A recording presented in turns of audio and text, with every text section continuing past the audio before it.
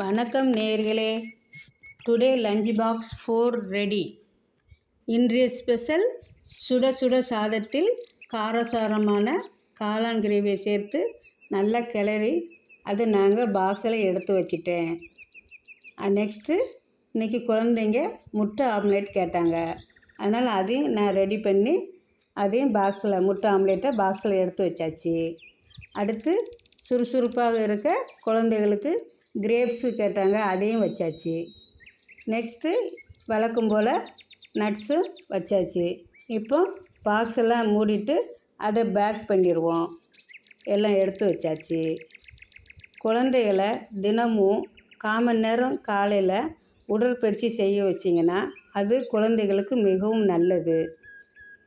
பிள்ளைகளுக்கு தினமும் ஏதாச்சும் ஒரு ஜூஸ் கொடுங்க. இன்றைக்கி நாங்கள் நெல்லிக்காய் ஜூஸ் வச்சுருக்கோம். Ready, lunch box ready.